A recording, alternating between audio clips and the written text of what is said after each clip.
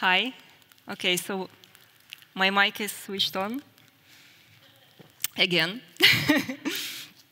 Thank you for being here. So today I want to tell you about the power of culture and mentality and how it helps us understand our players better. A little bit about myself. I have an advertising agency background. Most of the time in my career, I worked at different advertising agencies, and for some time I was even running a branding studio. I was fascinated with brand strategies and brand identities. And for the past year and a half, I've been with wargaming. And over there, we have this structure called the agency.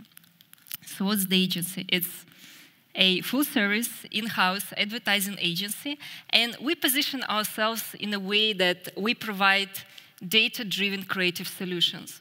Because as you see here, we have 4 subdivisions, 2 creative ones and 2 data-oriented. So we have the creative agency, and this is where I come from. We have interactive agency, performance advertising agency, and audience management agency. And when we work on advertising campaigns, all this experience, all this knowledge just seamlessly comes together, and we make some cool stuff with other guys. Right now, we work specifically with internal clients, specifically with World of Tanks, World of Warships, and other products. But in the future, we are actually planning to expand our client base beyond wargaming and see how it goes. So culture has impact, and this is basically the key statement of my presentation. Culture and mentality, it definitely impacts the way we choose gaming genres, the way we engage with different storylines, the way we relate to other players, and so on and so forth. So right now, I want to play a little game with you. I want you to read this quote and guess the country of the player who said that. This was from one of the interviews that we conducted with our players when we were working on the advertising campaign for World of Tanks. Do you guys see it well, or you want me to read it out loud? Okay. There's always gonna be some sort of a curveball. Someone's gonna sneak around and grab your base.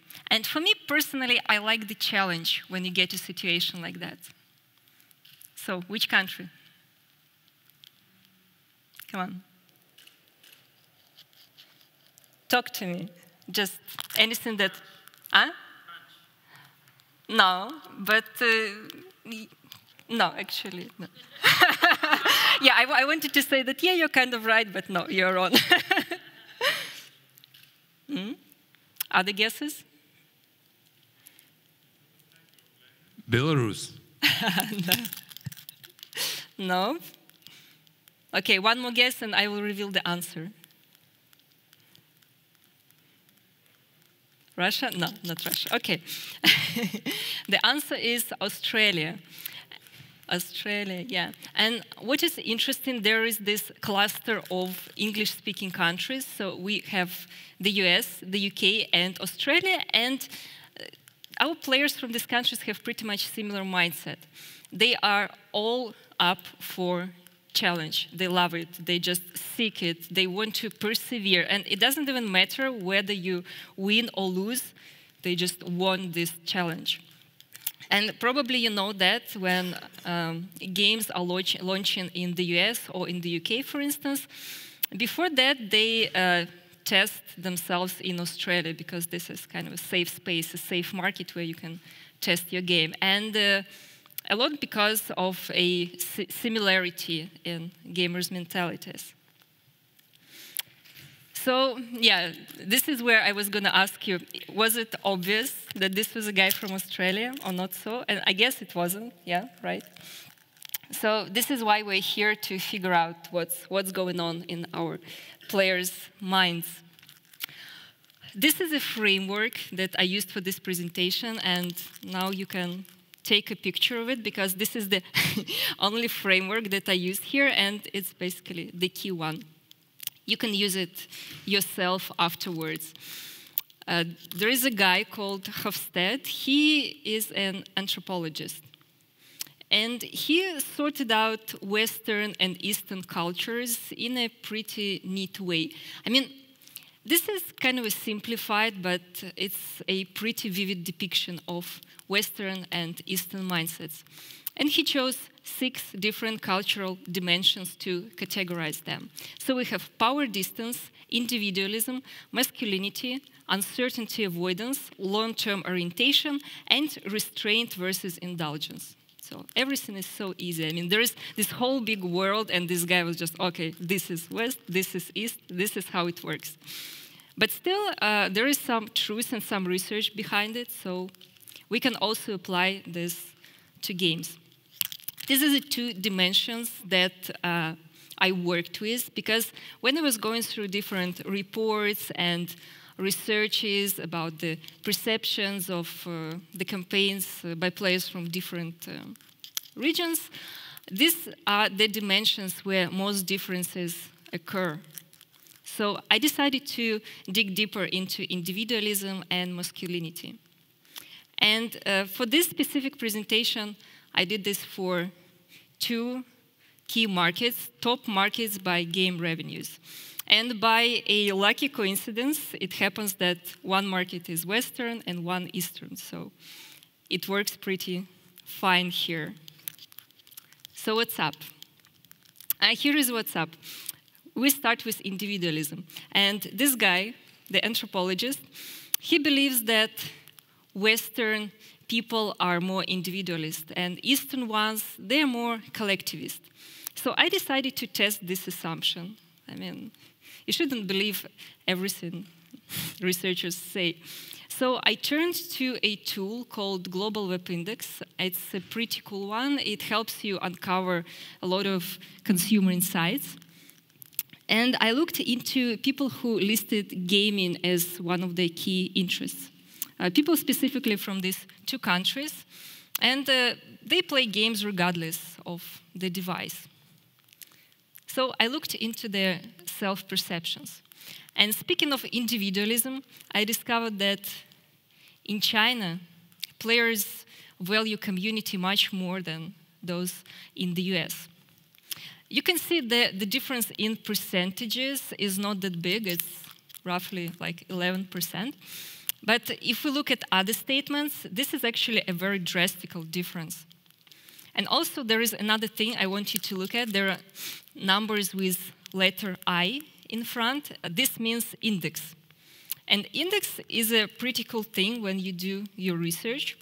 It shows how likely a person is to answer the question positively compared to the rest of the online population. So the average index is 100, and everything that is below or above it is deviation. So this is pretty cool. And if we look at the US, we see that they drastically under-index on community. I mean, they will not play a game simply to be a part of the game community. But Chinese gamers will, because they over-index by 10 points. So this is pretty cool. Another thing is how willing they are to stand out in a crowd. You see, there is not a big difference in percentage, but if you look at the index under the USA, it's like 15.6 points higher than average. So it means that US gamers are less likely to blend with the crowd. They don't need it. They're individualists. They don't need the crowd. So what are we going to do with this information? I mean, how can we apply it to games? There are multiple implications, and maybe afterwards I will ask you about other ways to apply it. But here, let's take a look at game elements. For instance, if you're creating a game for the American market, you might want to look into competitive elements, such as scoreboards, and maybe some special rewards.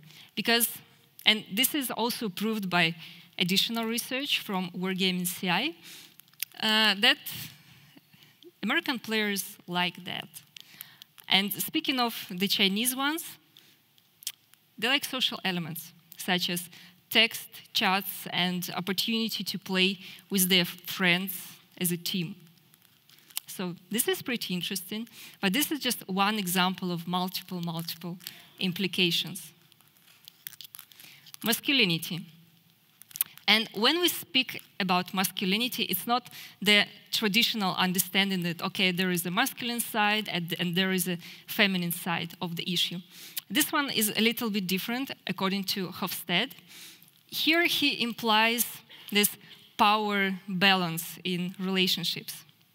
So it's how much of a dominator are you, and how far you will go to win, to dominate your battlefield.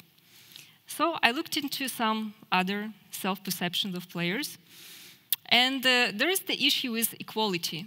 So I figured that the opposite concept of equality is advantage.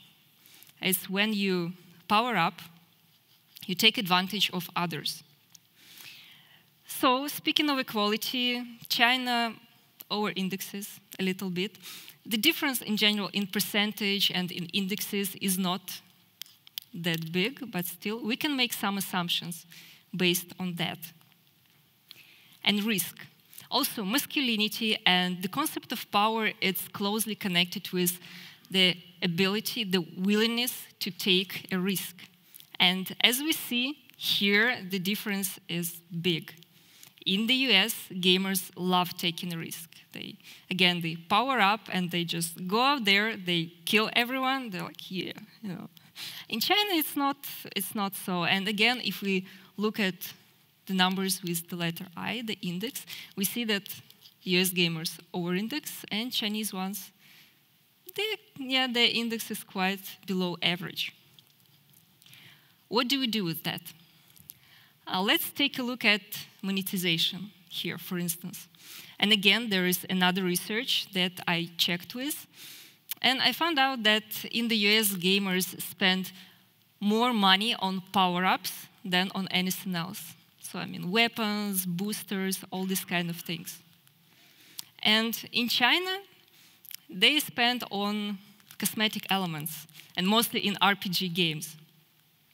In fact, I also found out that China's revenue in RPG games takes about 60% of the worldwide revenue in these games. So it's pretty cool. It also proves the hypothesis. So we have West, we have East, we have a couple of implications that we can use within these two dimensions of culture. But again, you have the model. You can take it and see for yourself what you can do with it and what implications you might come up with. But this is not the end of the lecture yet. I want to play another game with you, and I think this time you will come up with the right answer. So, the quote is this one. I like the competitive side, the way you're always looking to bet yourself as a player within the game, whether it is to make as much damage as you can or spot as many vehicles as you can. So, competitive side, tell me. Huh? Come on. Very close, but no. Huh? Well, close not geographically, but mentally. Huh? Which one? Someone said UK? Yes, yes. That was a quote from a player from the UK. He is very competitive, and his key motivation in game, as I said before, is to power up, just go out there and dominate the battlefield. So we can kind of, put people into boxes. We can say that there is West, there is East, and there are these patterns. And it will help us a lot. But in reality, life is much more complicated than that. And there are differences in player behavior even within same regions. Like, for instance, if we take East, and if we look at the concept of internet cafes in South Korea and in Japan. I mean, people use them for totally different reasons. In South Korea, you go there to play with your friends. You spend time together, you play together. And in Japan, who can tell me what's going on in Japan? Hmm? Yeah? I live there, actually. Okay, tell me. We used to play games as well. Sorry. We used to play games there. There was usually also a karaoke machine, but some people would stay alone. So there was the loners and the groups. There was like two sides of it. So there were group activities and there were lonesome activities in the cafes. Oh, that's pretty interesting, because what I have read in different reports is that in Japan they are like this. This is a soul experience. So basically, you go to an internet cafe, you rent this compound equipped with all kinds of gaming devices, manga magazines, drinks, snacks. There is sometimes even a couch, and you just stay there by yourself. So this is not a team experience. No, you have the individual ones that do that, and then you have the group ones. And they don't mix, but it's sometimes in the same venue. Awesome. So the group ones are as popular as the individual ones? Yes, actually, yes. Cool. Thanks. Thanks a lot for the insight. We should talk some more after the lecture. Awesome. But it's not the only thing that complicates everything. There are some external factors, such as internet speed, internet penetration, government regulations, that also impact, in a way, players' behaviors. So, for instance, speaking of internet speed, the fastest internet is in South Korea. And if we take a look at Australia, Australia is at the 51st place. I mean, obviously, because it's a remote country and there is a poor network infrastructure. And because of that, a lot of experts say that Australia doesn't really have competitive esports teams. But some may argue, because there is a very cool CSGO team called the Renegades, and it's from Australia. So again, everything is so complicated. Then there is a government policy. In South Korea, they have this funny law called Cinderella law. Actually, it's a very cool one, because it forbids young kids to play games at night. I mean, kids should sleep at night. So it means that if you are under 16 years old, you cannot play games from midnight till 6 a.m. So on the one hand, it's a very socially responsible move, but on the other hand, it limits, in general, the time people play games. In China, there are a lot of regulations, I mean, a lot. But there is also this something that caught my eye. There is this healthy advice, and this is something that reminds people to take a break every 15 minutes when you play games. So it's very intrusive thing. But as you probably know, in China, they have this limited quota of games that you can launch on the Chinese market, and they're also banning a lot of shooters. So it's kind of crazy. So all these things, they impact player behavior. It's not just up to our mindset, up to our culture to choose the genres, to choose the games we play. So that was the presentation. And again, there are patterns and there are categories. And of course, you can use them, but also keep in mind that everything is much, much more complicated. And look into not just specific regions, but also specific countries, and maybe even specific areas in specific countries, and double check your reports. Don't believe everything you say, everything you read. Just sometimes it's better just to go out there and talk to players and to check your hypothesis with them. But anyway, I hope that this was useful, and if you have any questions or statements, comments, feel free to ask. You can also reach out to me on LinkedIn, and we'll talk some more. Thanks. Thank you, Darya. A round of applause. Okay, before we send you off, let's see if we have any questions in the audience. There we have one. By the way, I know that China has the social score that is lower by playing video games, for example. Is it different from for social games where I don't shoot anything but like talk to my friends, for example, or no? Very good question, but I didn't dig into that data. I have it somewhere, and I want to talk to you after the lecture, and yeah, we'll catch up afterwards because this is interesting. Thank you. Thanks. Okay, any more questions? Not really, but I have one. You were speaking about the gamer's DNA and analyzing many different cultures and so. Which culture, which gamer's culture basically surprised you the most, personally?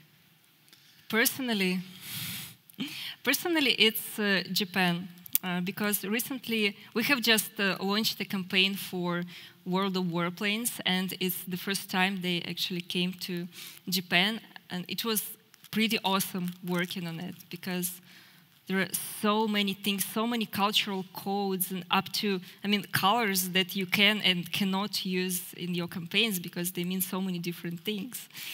So, but it amazed me in this way because I didn't really know a lot about Japan.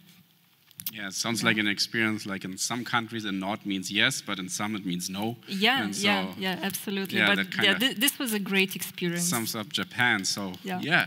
Thank you very much, Darya.